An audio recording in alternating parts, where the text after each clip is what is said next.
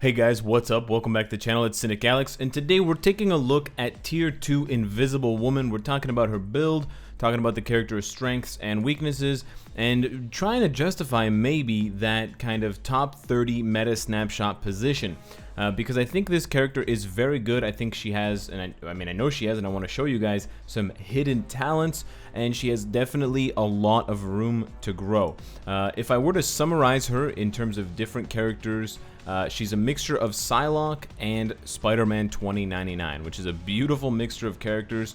She's just missing a few key features that make her, or kind of prevent her from being just super dominant. She's just one tier down from that super dominant max tier. But with Invisible Woman, it all starts with the skills.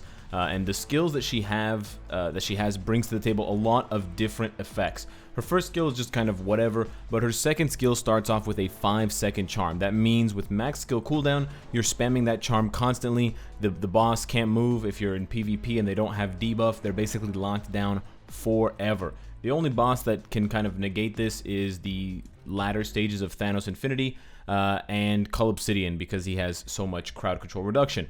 The beautiful thing about her third skill, in addition to the invincibility, the all attack, all defense, all speed buff, is there is a hidden all defense down debuff. And we know from characters like Deadpool and others that the all defense down is super valuable for PvE world boss content.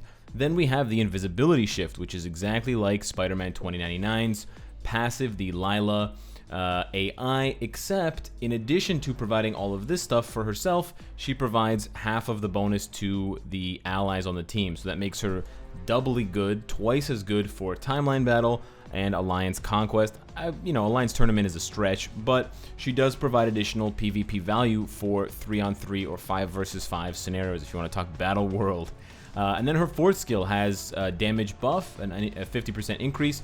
Keep in mind, these kinds of buffs will stack with your damage procs, so if you're trying to get the most out of her, you want to do 4 cancel into another skill, and then activate your proc, because it'll be 50 plus whatever you have. In my case, it'll go up to 230%, and that also gives her 5 seconds of damage immunity. So right off the bat, she's got 5 seconds of charm, 4 seconds of invincibility, and 5 seconds of immune. Oh, did I mention that her second skill, Charm, also heals her depending on how much damage you do? Yeah, pretty nuts. Finally, her fifth skill has a long iframe, it's got a bind, and it's got an 80% chance to penetrate everything except invincibility for 5 seconds. So that's very, very similar. The effect of her fifth skill is very similar to the stats on Psylocke's fifth skill, except that Psylocke's fifth skill also gives her a mind damage buff, which wouldn't apply at all to Invisible Woman, to Sue Storm, because she doesn't have elemental damage. So that is where kind of the similarities are. Her tier 2 passive, while it is good, is actually not necessarily needed if you're just taking the character in for support. The Invisibility Shift won't apply anything to allies if it's tier 1, but the charm will still work at tier 1, and the invincibility and the immune and the buffs and the all defense down, all of these things will work just as effectively if she's a world boss striker. So even as a tier 1 world boss striker, she is probably one of the top 5 or top 3 best strikers, and that's where she really brings so much value. Even if you don't tier 2 her in the meantime, she does so much work for you. And then you have the tier 2, which buffs her damage and also gives her 20% guaranteed crit. Keep in mind, with the 20% guaranteed crit, it does not stack, it does not show up on your details page. So essentially how guaranteed crit works, we're just going to run through it real quick.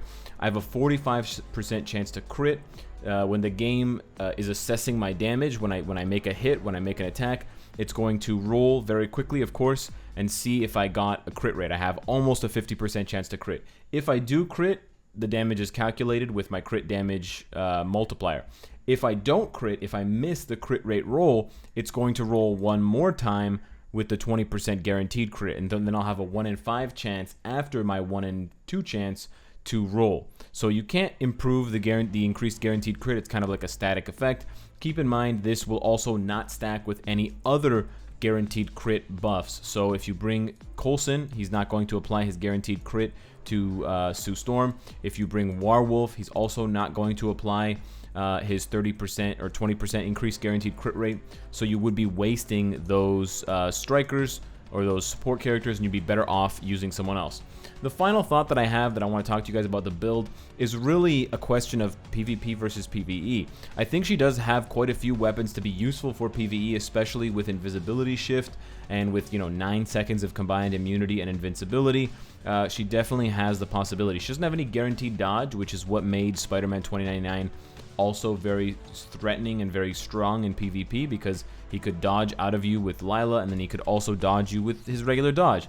So she is missing that, but she has basically everything else that makes a good, strong PvP character, a la Spider-Man 2099. Again, not the best PvP character, but definitely a possibility. Not the lowest native HP, so you could definitely do, double energy, double HP Uru, and build her that way. Or you could go for the PvE route. If you want to finish out the PvP situation, you still want to go with Power of Angry Hulk for the 3 HP Chaotix.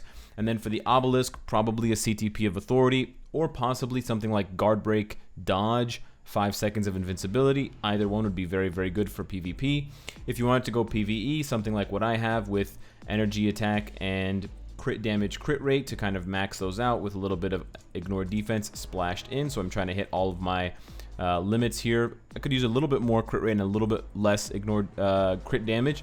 If I was going to nitpick, I could move these around a little bit, but it is important to try and max out her attack speed, because she only gets 6%, so you have to find the rest of it from your cards in your ISO 8 set, because you're going to be canceling skills a lot, as you're going to see from the gameplay that I'm going to be doing. Power of Angry Hulk, still the best ISO 8 set for PvP or PvE, and then I'm rocking a CTP of Energy because she does have a lot of hits on her skills, but I think anything with crit rate, crit damage, and a damage proc would be fantastic for her in PvE content, if you wanted to take it that way. So we're going to go into some world boss. Unfortunately, she's not terribly good at doing Cull Obsidian, because like I said, the charm effect gets lower and lower, gets weaker and weaker as time goes on, so you can't pin them down indefinitely. I think she can do lower stages, definitely, but she's not going to be as dominant as someone like Scarlet Witch for this stage. She also won't be able to do as well as high as someone like Psylocke for Ebony Maw, because she doesn't have elemental damage, but she could probably still easily do up to stage 30 because she can lock his ass down. However, that means that she can do Corvus extremely well and hilariously well. It's just he doesn't move, so it's very funny. So we're actually going to do a stage 45 Corvus, which is very high for a tier 2 character that is only level 60 to actually complete. We're going to go ahead and throw on a support character that's also a nice leadership with a 40% increased energy attack, and then we're going to bring in Thing for a stacked 40% all attack and super armor bonus. So we're not going to get guard broken, we're not going to get stunned. Not that it matters, because he's not going to do any damage to us basically, but just in case. Alternatively, I could swap Thing for Ghost Panther to have another support character, but I honestly don't think she's going to need it. And then I'm just going to throw on 3 ignore dodge strikers, because she definitely needs those to hit the cap of 100%, or at least the soft cap. And then we're going to throw on a couple of strong strikers. She definitely still needs a few strikers here and there. Her damage is not maybe as strong as, it might look a little bit worse than Psylocke's, because she doesn't have the mind damage elemental buff, but she is very strong and it's very fun to play. And so there's a couple of different skill rotations you can go ahead with. I'm going to show you the one that I like to do. Basically, we start with the 2, we cancel into 4, and then 3. We actually didn't even get to use 4 there. And then we would do 2 again, and then 5. So we're a little bit awkward right now, but we're going to hit him with the 3rd skill. We're going to pop the 2 again. We're going to do the 5. He's going to stay charmed. And then when we come back, we do 2, 4, and then we pop the 3rd skill for the proc, 2 again into 5. You can see the heals dropping. You can see the charm dropping, you can see the bubble, and she just basically has so many different effects going on. And Corvus is just going to sit his dusty ass here for the rest of the fight, because it's basically over. And you can see she's pushing almost half a bar when she lands that, 4-3 combo with the proc. It's very nice, it's very satisfying, it's a smooth fight, it's fun, she's got nice animations. And that damage, you can see she's stacking the all defense down. If you notice, you've got the blue shield, which is the all defense down buff, and then you've got the purple heart. The purple heart is the charm buff that she's applying. And so because I got max skill cooldown, it's on a 3-second timer, so he's basically charmed for 5 seconds every 3 seconds. And so the full rotation of what I'm doing is 2 cancel, 4 cancel, 3 proc, and then 2 into 5.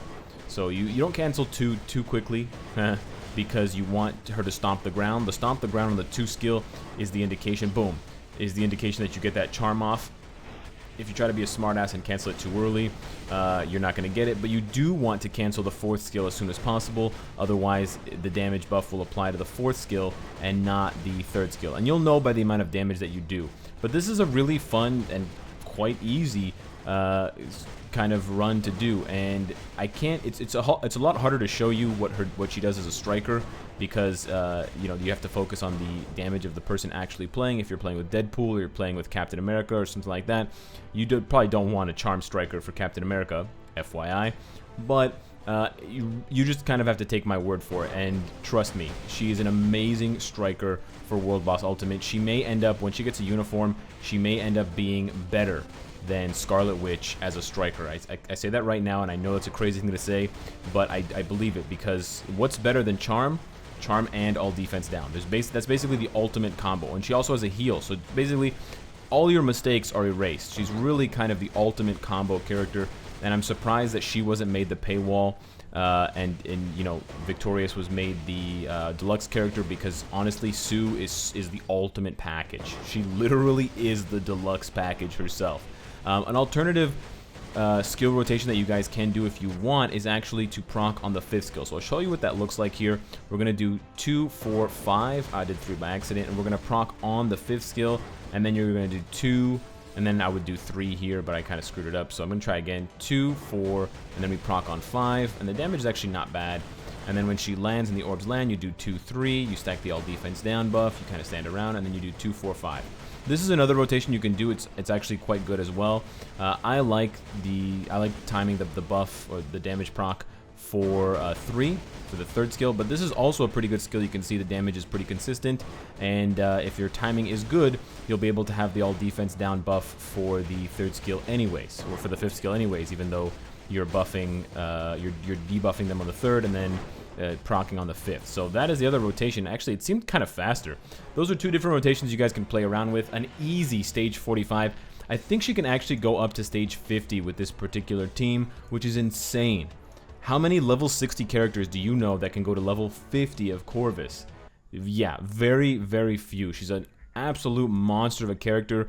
If I haven't already sold you on getting the deluxe pack, think about it again, because it's very, very good. And for those of you, there was one more reason why I wanted to make this video. For those of you that have Sue Storm, that have Invisible Woman, and have built her for PvP, or for those of you that have her and don't know what build you're going to give her yet, you haven't given her an Obelisk, you haven't given her a Uru set yet, I encourage you, try her in PvP, especially against high-level opponents. Remember, guys, we got to check our opponents to make sure that they have good builds, because if you're going and you're beating up all the noobs that have, you know, Spider-Man with a web immunity obelisk and Thanos with a damage proc and this kind of nonsense, it's not really impressive. If you are using Invisible Woman in PvP, even if you're playing manually and you're beating up on top tier PvP opponents with good builds, I'm talking your Thanoses, your Deadpools, your tier 3 Captain Americas, your Strifes, these kinds of characters, if you're beating up on these guys with her, please let me know. Hit me up down below in the comments. I want to believe that Invisible Woman has PvP potential, but I just haven't seen enough proof yet. Let me know what you guys think of her and of my build suggestions. Subscribe if you enjoy the content. Hit me up on Twitch for more. And of course, if you like what you see, I hope to see you again tomorrow. Take care.